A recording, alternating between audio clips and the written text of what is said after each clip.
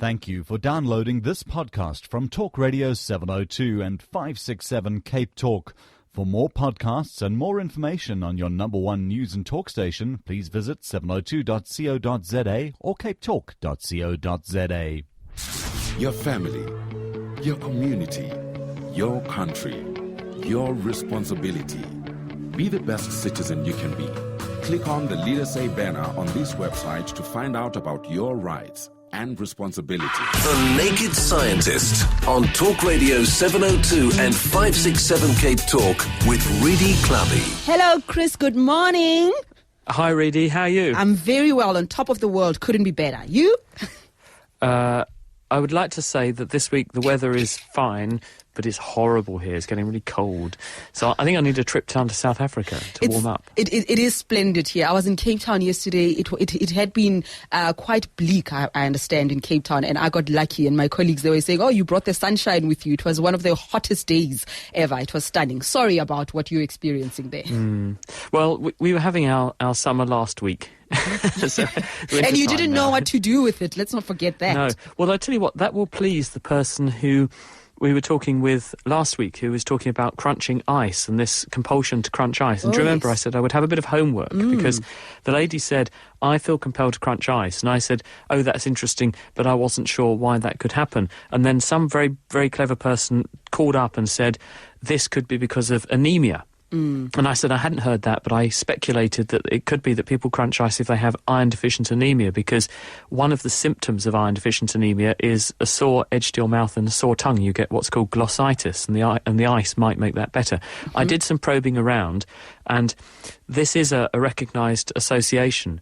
It's called pagophagy, which is literally ice eating. And if people have this, there is an association with iron deficiency anemia, and people did speculate, although it's not confirmed, that the reason people do it is because when you have iron deficient anemia, you do get glossitis, and it might be that the ice makes that feel a bit more comfortable. So we're on the right lines, and thank you to the very bright person who did volunteer that suggestion. I'm very grateful. Stunning. Let's talk about the chemical that's keeping injured arteries open. Oh, yes. Well, one of the things that's really revolutionised the treatment of heart disease in the last 10 years or so is the whole concept of angioplasty. This is where, to open up a blocked artery, you thread a tiny cannula in either through the top of the leg or through an artery in the arm now, increasingly, and you go to the place in the blood vessel that has the blockage, you blow up a very small balloon and open up the vessel, and then you prop it open with a tiny wire cage called a stent. Now, this is very, very effective, and it means that people don't have to have major surgery in order to open up their chest, find the blocked artery and plumb round it. The problem is that about 1 person in 3 who has this stenting procedure may then have a problem with the stent getting furred up or forming a blood clot inside it.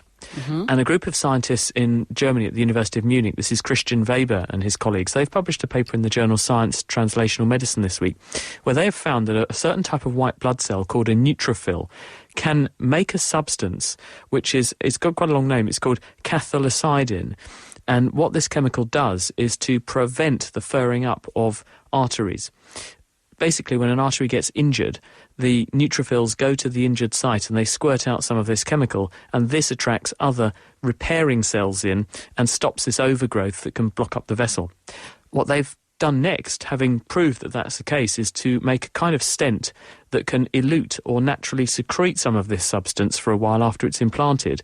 And this means that if you put these stents in, and they've done this on experimental mice so far, you can stop the stents furring up because it secretes the thing that the white blood cells would normally make in increased concentrations. This encourages repair and a sort of relining of the artery without the overgrowth and blood clotting forming that was complicating previous interventions. So that's really good. And water, a comet far from Earth, has shed some light on how our planet came to have as much water as we have.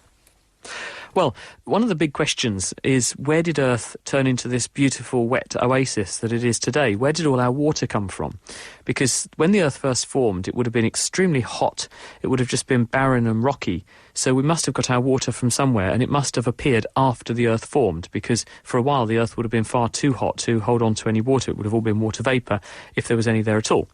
And one of the enduring theories is that this water arrived in the form of asteroid impacts and meteors, because if you look at the isotopic fingerprint. In other words, there are different types of hydrogen. There's hydrogen, there's deuterium, which is heavier hydrogen, and then tritium. If you look at the ratio of some of these different types of hydrogen, you find that the water that we have here on Earth has a very similar chemical fingerprint to water and volatiles that you find on asteroids. So everyone had concluded asteroids must be the source of the water on Earth. This has actually been turned on its head by a paper in the journal Nature this week. It's by Paul Hartog, who's at the Max Planck Institute in Germany. And what he has done is to look at a distant comet. It's a comet which is called P103P Hartley 2, and it's about 50 times further from the Sun than the Earth is. It's out in a place called the Kuiper Belt. And when they looked using a very powerful space telescope, this is called the Herschel Space Observatory, it's out in orbit, they found that they could see the pattern of light coming back in order to read what the chemistry of that comet was. And it's got a water spectrum which is almost identical to the water on Earth. And this puts comets back in the frame. It suggests that rather than just asteroids delivering water to Earth, a lot of comets probably did too. And the reason that people had dismissed comets previously is because when they'd looked at comets right out in very deep space, in what's called the Oort cloud, which is about 5,000 times further from the Sun than the Earth is, the comets out there had a very different type of water composition. And so they dismissed comets, but it looks like there's actually a number of different types of comets which would have formed at different positions away from the Sun in the early solar system, and some of them would have had the right sorts of water ratio to have been the precursor for maybe 70 to maybe 90% of the water we have on Earth. So comets may have brought more water than asteroids did, it looks like. All righty, we're taking your calls on 021-446-0567, 011-883-0702. What do you want to ask the Naked Scientist? You can send your questions via SMS as well. Yudi, you're calling me from Sydenham. Hi. Hello, good morning. I have a couple. The first question is actually, if I take a cup of water and I put cocoa inside it and I mix it, the cocoa dissolves into the water. Whereas if I take a cup of coffee and I take coffee beans and I mix that in there, the coffee beans do not dissolve and you have to strain them out. What is the difference and why does one actually disintegrate and one doesn't? And can I ask a very quick other question? The other question is, I'm going to try to put this as nice as possible. If you go to the gym and you get a towel and the towel's been washed and then you see some colors on the towel that obviously come from certain people who maybe not have showered very well, and then those towels are washed, but you still see those colors on the towel. The question that I have is, are those towels haven't been washed? Has all the bacteria and everything gone out of it? Or do those colors show that you must now go and change the towel and use a different towel? I'll listen on the radio. Thank you. Okay, two quite different questions. One about things you would like to put in your mouth and things that you would never like to put in your mouth. Let's look at the cocoa and the sugar and the coffee question first. Excuse me. So when something dissolves, what's actually happening is, and let's take sugar and water or salt and water as an example, because that's sort of relevant, very much easier to get your head around to start with. When you've got something like sugars and salts, water molecules like to interact with those particular chemicals. And salt is a really good example. It's sodium chloride. Those are what are called charged ions. And water loves things which have charges on it. It likes to stick to them. And so when you have a crystal of salt and you tip it into your tea, the water molecules come and they impact or interact with the surface of the crystal, and they pluck away from the surface of the crystal these ions. And you end up with water molecules which look like miniature boomerangs, and they have lots of little gaps between them. The gaps between the water molecules will have these ions, these sodium, Na+, or Cl- ions inserted into them. And it forms a sort of random solution with these ions throughout the water, and they interact with the molecules and they stabilise the charges and so on. So it's because there's a charge there on the water molecule and there's also a charge on the ions that you can actually get the two interacting quite nicely and they dissolve. Now, other chemicals are maybe big particles, and they may not want to dissolve because it's not energetically favourable for them to dissolve in this way, because you can't physically move enough water molecules out of the way to put them into a dissolved state. Instead, what happens is that they form a suspension, and this is where what you've actually got is not them dissolved and surrounded by water molecules, but what you've got is the particles floating around in the water. Now, coffee, there will be some bits of the coffee that will be soluble, and things like caffeine and other molecules in there will dissolve a bit, but some of the other particles will not dissolve. They will bob around in the water in the same way that the particles in milk bob around in a solution. So milk is a sort of suspension, and so is coffee. So that's why some things do dissolve and other things don't. The stained towels in the gym, when something gets stained, it depends on what's actually causing the stain. Some chemicals will actually form such a tight bond to between themselves or from one to the other that you won't pry them apart. It may also be that the washing hasn't properly cleaned the towel.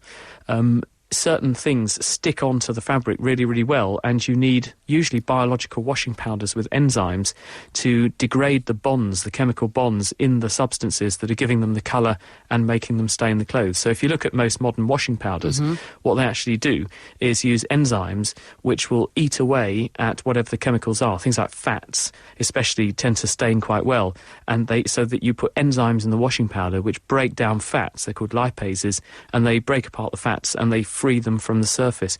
It might be that they're washing the towels at quite low temperature because biological washing powders need a lower temperature, and it's also saving money to wash towels at low temperature, and it might be that that's not actually getting the stains off. It sounds like they need a damn good bleaching. Or just take your own towel. I think that's much better then. Let's go to Chris in Tableview. Hi there, Chris. Hi, morning, Reddy. Morning, Chris. Just a question. How do astronauts keep their balance in outer space where there's no gravity? Because as a layman, well, most people know there's a semicircular canals in your ears that have got fluid in, and gravity would pull that fluid down. So if you move your head, it's down, and then it can work out where you are, up or down. But in space, there's no gravity, so I imagine this fluid just sloshes around in the canal. So how on earth do they know if they're up or down or whatever? Hello, Chris. I think the answer is that they don't. You're right about how you keep your balance. You have in your inner ear 3 what are called semicircular canals, and this is called your dynamic labyrinth. And these tiny canals, which are roughly the size of a penny across, they're very, very small, and they are filled with a fluid. They're organised 90 degrees to each other. So you have one which is almost like a hoop going from one ear towards the other. You have another one which is like a hoop laying flat, sort of in the same plane as your teeth are, for example. And you have another one which is going like a ring from the back of your head through your chin and to the back of your head again. And so you have a set of those on each side. And because they're at 90 degrees to each other, whenever you move your head, the fluid gets left behind a little bit, and this causes it to push on some hairs called kinocilia, which are in the canals, and this fires off nerve impulses which are fed into your brainstem, and your brainstem decodes all of the relative inputs from the different sides of the head, and it works out which direction you must be moving in. That's all very good when you're moving, but what about when you're not moving? Well, you also have something called a static labyrinth, and there's a bag dangling down called the saccule, and another one which is projecting like a shelf called the utricle, and they actually contain a sort of sandy material which, because gravity pulls on it, is kept in one position, and when you displace yourself, then obviously the force that's applying because of gravity is possible to be resolved into, well, which direction must I be lying in? So you're absolutely right, and that's how it works. That's how you work out where you're moving to and where when you're static, what your posture is. But when you're in space, you're in relative free fall towards the Earth all the time because you're in orbit, so you're always falling towards the Earth, but you just keep missing. And that means that there's no net gravitational pull down on your body bits. So one of the things that astronauts do face is this enormous confusion of the senses. And in fact, the training that they go through on the Vomit Comet, as it's called, these aeroplanes that do parabolic dives, means that I think probably for the most part, the majority of people throw up and spend a lot of time throwing up. So they get pumped full of antiemetic drugs that tend to stop you confusing your vestibular system too much. Okay. But I think because your brain is quite good at learning, over time you learn to rely more on visual guidance of movement than on what your vestibular system is telling you. So you kind of get used to that rather strange being divorced from gravity, and you put far more emphasis on what you can see and the reference points around you rather than on what your ears are telling you isn't happening properly.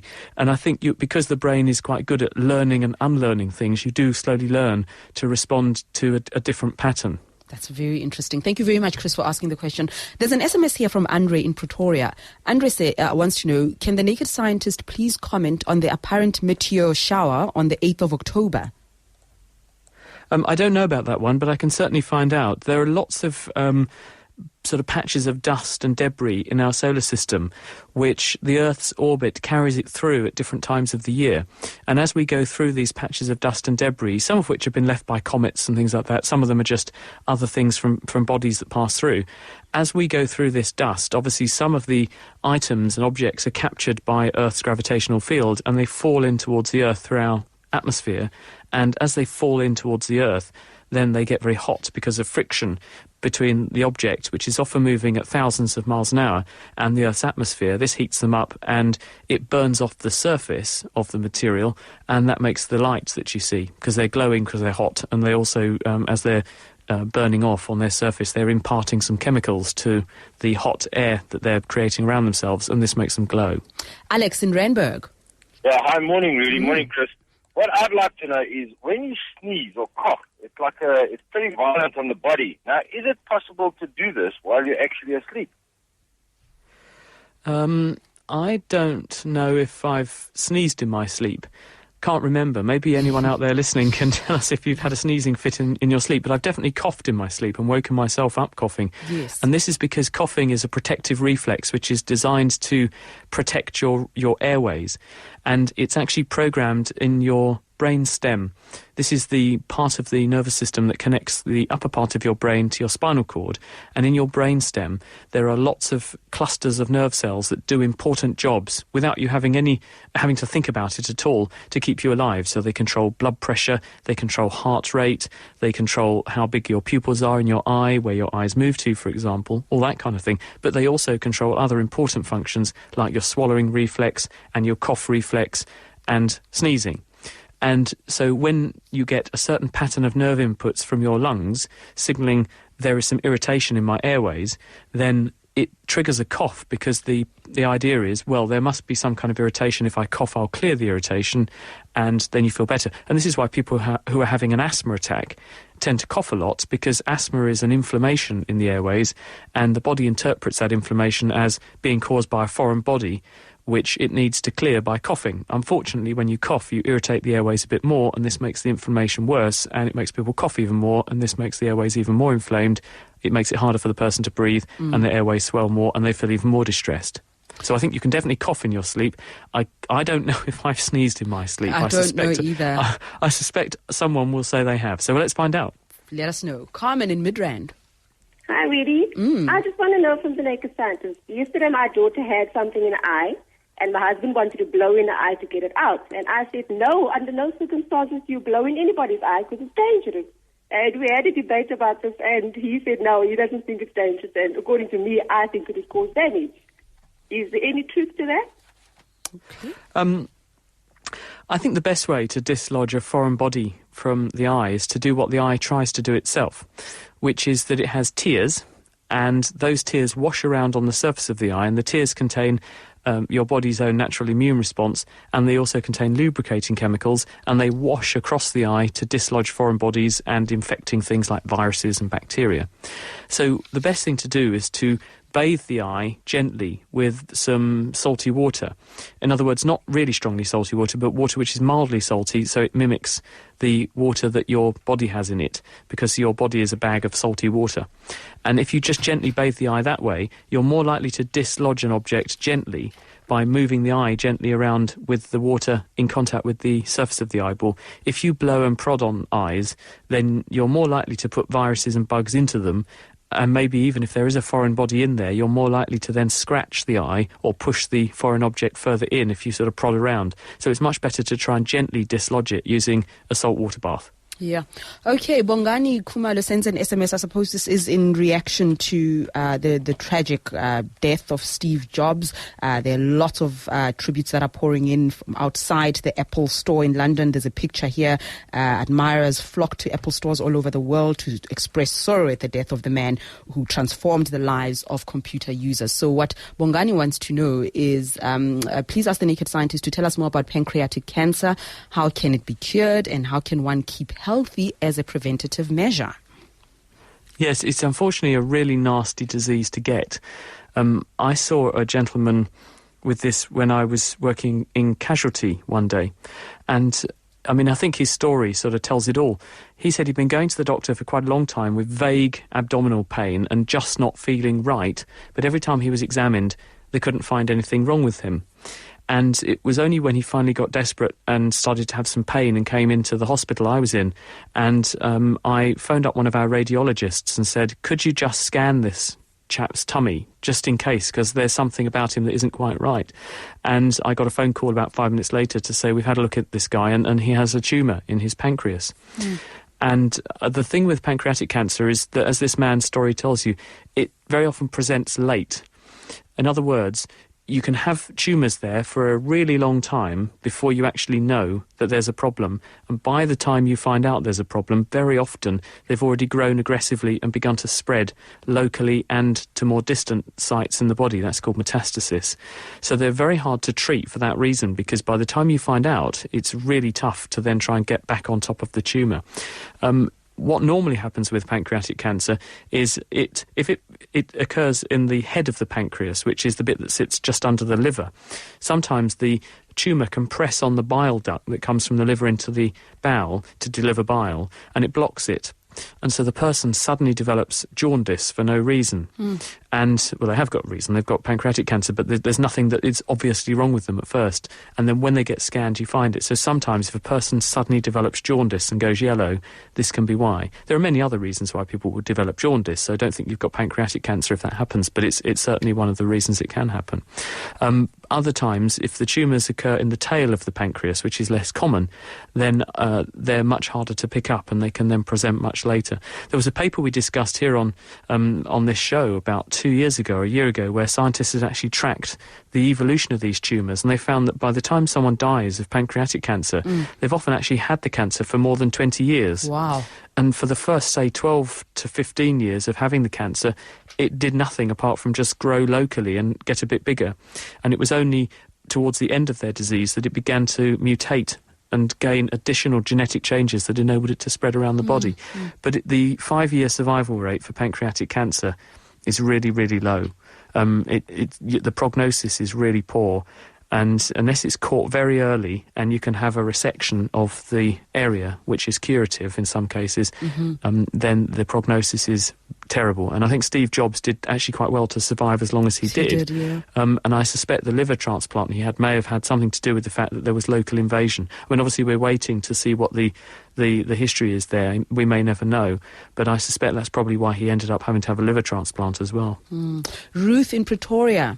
Good morning, Reedy. Yes. I have a 2-year-old grandson. He has very sweaty palms and feet.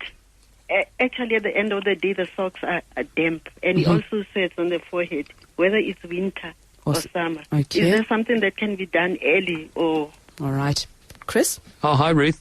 Well, obviously, it's very dangerous to comment on what someone might or might not have when you can't see them, and we don't know whether they're normal or abnormal. We do make a lot of sweat. As a normal person, you have enormous amounts of sweat that come out of your feet. It's something like 0.5 litre of sweat that gets squirted into your socks every day by the body. And as you're also shedding about 40,000 skin cells every minute or so, your socks pretty soon fill up with sweat and dead skin and turn into this bacterial banquet, which is why you get stinky feet. But in some people, there is a pathological problem, and especially if it affects the hands, there's a condition called hyperhidrosis. And we don't know exactly why it happens, but the hands and the sweating over the body is actually supplied by a branch of the nervous system called the sympathetic nervous system, and you squirt the certain nerve transmitter chemicals in off of these sympathetic nerves, and they go onto sweat glands, and they make the sweat glands turn on. And in some people, there is a real excess of sweating, probably because of overactivity in these nerves. And one treatment is to deactivate the nerves, and they can do that by a small incision in the neck. And in some people, this is curative. I think you'd certainly not want to do that in someone who's so young. I think you should just keep an eye on it, and if it does show signs of becoming a problem later, because it's nothing more than just an inconvenience. It's not going to be harmful in any way to have sweaty palms and sweaty feet. Yep. But it might obviously be personally inconvenient, and there are things that can be done to help later if that turns out to be the problem. But I wouldn't worry about it too much now. Okay, Chris, thank you very much. We chat to you next week again. Pleasure. Take care. See you soon. Bye. Bye-bye.